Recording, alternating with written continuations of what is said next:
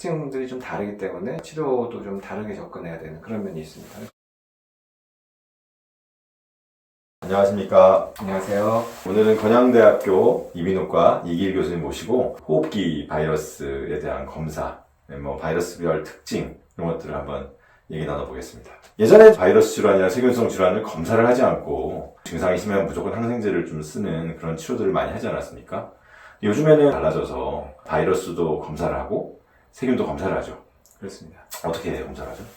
PCR이라고 해서 이제 코로나 바이러스 때 많이 했었죠. 이제 콧구멍에 넣어서 PCR 검사를 많이 했지 않습니까? 이제 분자적으로, 분자생물학적으로 이제 검사를 따로 하는 것인데 그 바이러스 또 원인 균주 이런 거를 이제 정확하게 검사를 하는 것입니다. 그래서 검사 방법은 코로나 때 이렇게 검사하는 거랑 같고요. 똑같고 호흡기 바이러스들 여러 가지가 있습니다.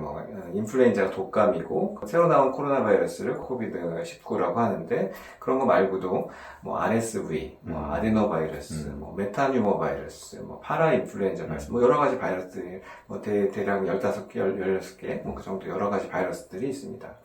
또 바이러스하고 좀 다른 균도 있는데 세균. 폐렴도 일으키고 또 부비동염, 축농증 일으킬 수 있어서 그런 거에 따라서 또 치료도 많이 달라지고 그럴 수 있습니다. 항생제를 다르게 쓰는 거죠. 그렇죠. 네. 항생제를 다르게 쓰는 거고 또 바이러스도 여러 가지 바이러스를 말씀드렸는데 항생제를 꼭 쓴다기보다는 그런 양상들이 다르기 때문에 예를 들어서 아데노바이러스 같은 경우는 열이 좀 오래가는 그런 경향이 있거든요. 눈곱도 좀 눈곱 느끼는 거, 맞습니다. 결막염 같은 거. 서브타입들이 좀 달라서 그렇긴 하는데, 위장염, 설사나 이런 것들이 같이 오는 경우도 있고. 파라인플루엔자 같은 경우는 겨울에 많이 흔하지 않습니까? 독감 같은 거. 그런데, 파라인플루엔자 같은 경우는 4월달, 5월달 이렇게 봄철에 좀 흔한 경향이 있거든요. 그래서 그런 특징들이 좀 다르기 때문에 치료도 좀 다르게 접근해야 되는 그런 면이 있습니다. 그래서 정확하게 검사를 하면 정확한 진단이 되고 그거에 맞춰서 치료도 선택적으로 정확하게 할 수 있는 그런 장점이 있겠습니다. 또 하나 중요한 거는 바이러스를 알게 되면 어떤 프로세스로 진행할지를 예측할 수 있으니까 맞습니다. 환자들이나 의사들 입장에서는 크게 놀라지 않고 맞습니다. 이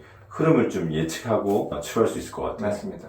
예를 들면 호흡기 바이러스들 열도 나고 가래기침도 있고 이런 것인데 환자분들 열이 좀 오래 가는 경우 많이 놀랄 수 있죠. 3일, 4일 갔는데도 열이 안 떨어지고 헤어질 먹어도 잘 안 떨어지고 그런데 특성들을 알면 그거에 맞춰서 좀 대처도 하고 예측할 수 있거든요. 아데노바이러스라고 결과가 나오면 다 그런 건 아니겠지만 원래 조금 오래가는 경향이 좀 있는 거니까 그래서 오래 놔도 걱정할 필요가 없는 거죠, 사실. 그렇죠. 그리고 쓸데없이 다른 검사를 한다거나 그럴 거 없이 이거에 맞춰서 이렇게 경기라는 바이러스도 있지 않습니까?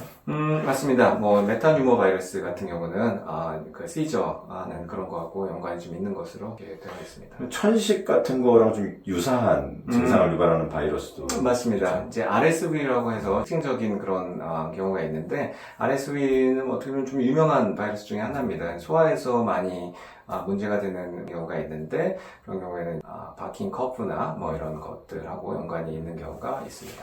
확실히 이제는 그냥 약을 쓰거나 그럴 시대가 아니라 제대로 검사하고 정확한 진단을 한 다음에 맞춰서 치료를 하는 검사는 옛날에 코로나 검사하고 똑같다 이렇게 생각하시면 되죠. 맞습니다. 예, 교수님 이비인후과에서 그 상기도 호흡기 바이러스에 가장 선두에 서서 연구하시고 강의도 많이 해주시는 걸로 알고 있는데 감사합니다, 교수님.